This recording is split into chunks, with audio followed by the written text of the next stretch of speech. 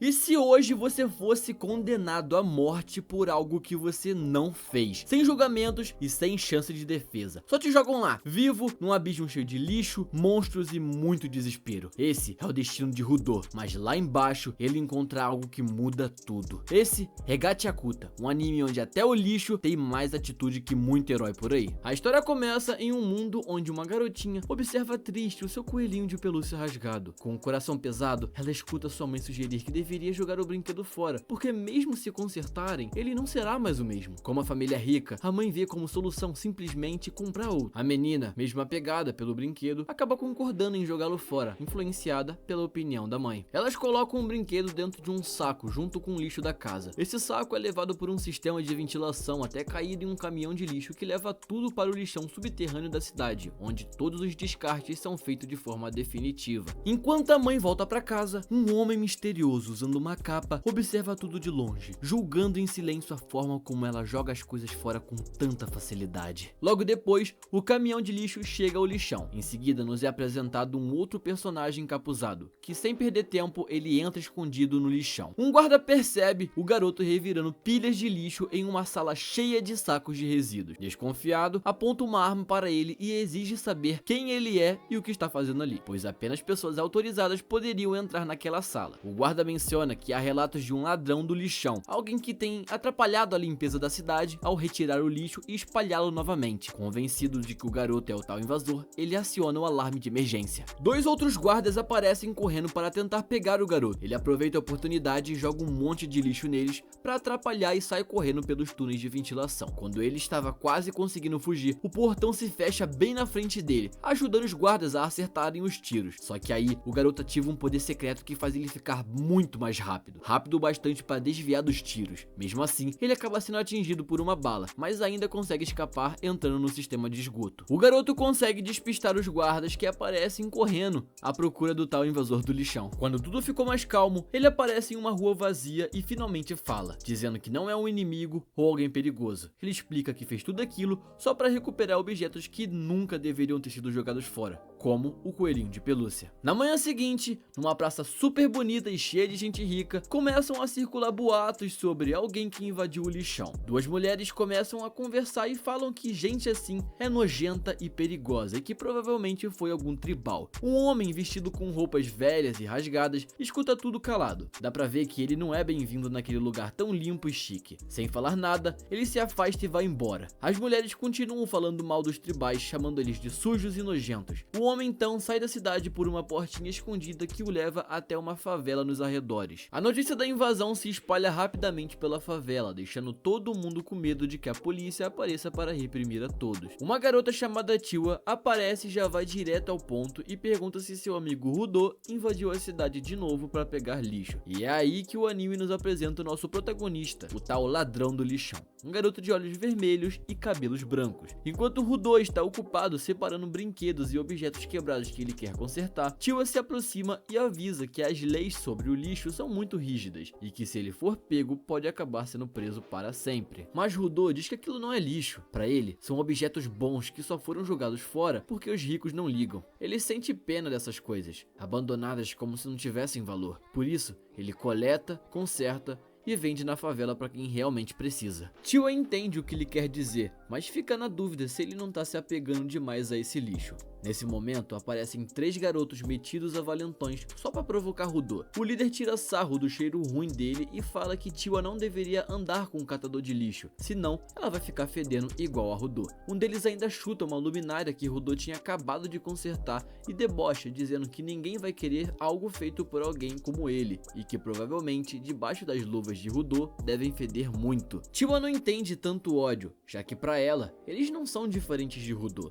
mas o líder insiste que eles são melhores, até porque Rudo é filho de um maníaco assassino e que, diferente dele, eles poderiam sair da favela se quisessem. O líder explica que a favela foi feita para abrigar criminosos e que todos ali são filhos ou netos de condenados. A situação piorou ainda mais depois que o pai de Rudo cometeu uma chacina, e isso fez todo mundo desprezar ainda mais o garoto. Rudo dá uma encarada de ódio no grupinho de valentões. O líder se sente ameaçado e diz pra Tiwa se afastar dele para que as pessoas não falem mal dela. Enquanto os valentões vão embora insultando Rudo de várias formas, Tiwa tenta animar Rudo, dizendo que ele é uma boa pessoa e que vai ter um futuro bem melhor do que o do pai dele. Rudo fica até um pouco meio envergonhado pelas palavras de apoio de tia. Em seguida, ela vê um coelhinho de pelúcia e fica maravilhada com o concerto que Rudo fez no brinquedo. E Rudo, meio sem jeito, fala que queria dar para ela de presente, mas antes que ele possa terminar a frase, a mãe dela aparece, grita com ela e a leva embora dali. Até diz pra menina não ficar perto dele. Mais tarde, à noite, Rudo volta para casa e encontra Hector esperando, aquele homem que tinha ouvido as mulheres fofocando na cidade. Hector brinca com Rudo, zombando da forma como ele ia dar o coelhinho de pelúcia para Tiwa e dizendo que ele não conseguiu conquistar ela por falta de confiança, e também admite que estava observando ele. E depois pergunta como foi a invasão ao lixão na noite anterior. Hector diz que Rudo não precisa se arriscar tanto para ganhar dinheiro, pois eles não estão passando por tanta necessidade assim, e que ele ainda é só uma criança. Mesmo sem serem parentes de sangue, Hector considera Rudo como família. Rudo agradece e diz que desde que o pai dele cometeu aquele crime terrível, foi Hector quem cuidou dele quando ainda era um bebê. Por isso, ele quer retribuir de alguma forma, mesmo que para isso tenha que ficar catando lixo na cidade. Hector dá uma risada da sinceridade do garoto e fala que Tiwa iria adorar se ele falasse com ela desse jeito. Aí ele repara que o braço de Rudo tá machucado e percebe que ele quase levou um tiro. Enquanto trata o ferimento, Hector também aproveita para trocar as ataduras das mãos de Rudo e lhe aconselhou a não se arriscar novamente,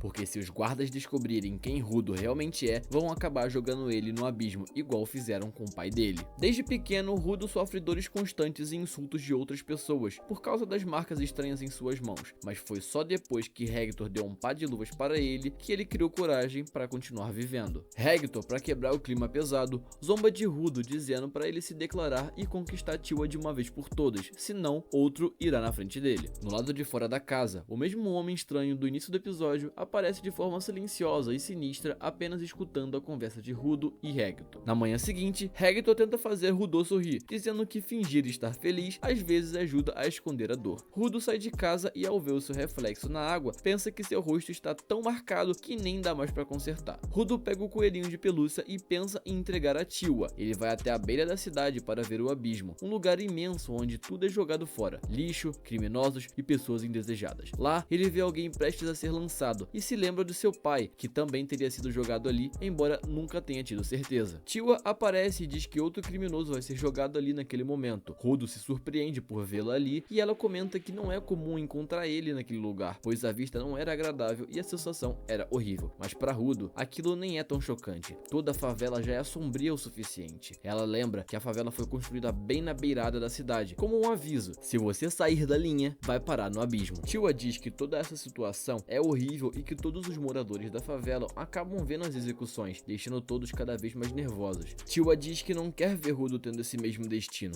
Ela entende que existe muito lixo que não merecia ser jogado fora, mas isso não é motivo para ele arriscar a própria vida. Se for pego, vai ser jogado no abismo, e isso partiria o coração dela, porque ela o ama. Rudo fica tão sem jeito com o que a Tiwa falou que acabou repetindo a mesma frase sem perceber. Quando ela percebe o que acabou dizendo, também fica super envergonhada e tenta mudar de assunto. Mas Rudo fica tão nervoso que até cai no chão de vergonha. Tiwa repara que ele ainda tá com um coelhinho de pelúcia, e aí, todo tímido, ele finalmente entrega para ela. Diz que talvez ela nem queira, já que veio do lixão, mas Tiwa sorri e aceita o presente. Rudo fica tão feliz que sai correndo animado, mas no meio do caminho tropeça e esbarra em alguns guardas. Eles não fazem nada, só continuam andando, o que deixa Rudo com uma pulga atrás da orelha. Ele corre de volta para casa para contar a Hector, mas quando chega, vê uma cena horrível. Um homem mascarado está esfaqueando Hector. Rudo fica extremamente irritado e tenta atacar o homem misterioso, mas é empurrado com facilidade e desmaia por alguns segundos. Ao acordar, Rudo vê o assassino pegar um livro e ir embora com tranquilidade. Hector diz que Rudo precisa fugir, mas o garoto não quer deixá-lo ali. Mesmo assim,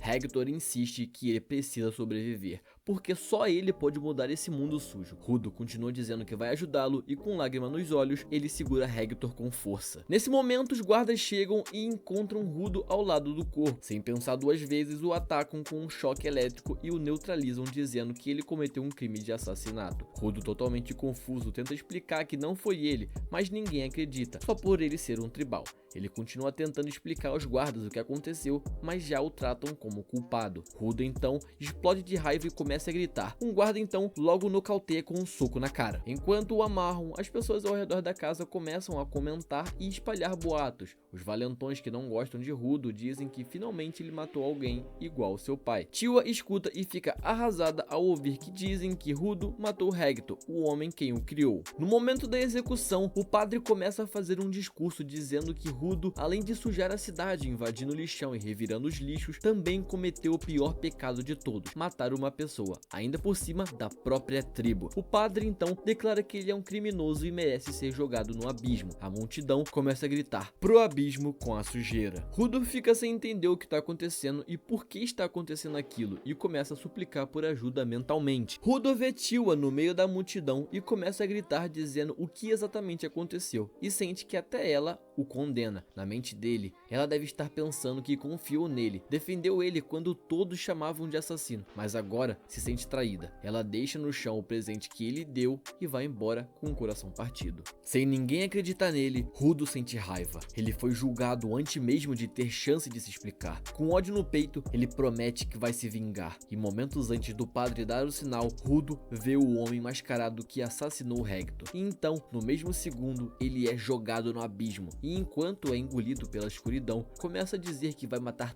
todos os humanos daquela cidade. Tudo começa a escurecer. Ele vê imagens passando pela cabeça como se a sua vida estivesse chegando ao fim, mas para sua surpresa, ele acorda. Rudo percebe que foi mesmo jogado no abismo. Sempre ouviu que lá era escuro, fedorento e que tudo que é sujo é descartado, mas nunca imaginou que seria um verdadeiro inferno. Sons estranhos e barulhos bizarros chamam a sua atenção. Quando ele se vira totalmente em choque, ele vê uma criatura enorme feita inteiramente de lixo. E é assim que termina o episódio número 1 de Gachiakuta. Rudo foi jogado no abismo, traído pela cidade que o criou, condenado sem provas e abandonado por quem ele amava. Mas o que ele vai encontrar lá embaixo não é só lixo, é o início de uma revolução. Se essa história te prendeu, deixa o like, se inscreve no canal e ativa o sininho, porque nos próximos episódios as coisas saem completamente do controle. Tem um novo vídeo aparecendo na tela agora, clica aí e continua essa jornada com a gente, porque Gachiakuta só tá começando. Muito obrigado por assistir e até o próximo vídeo.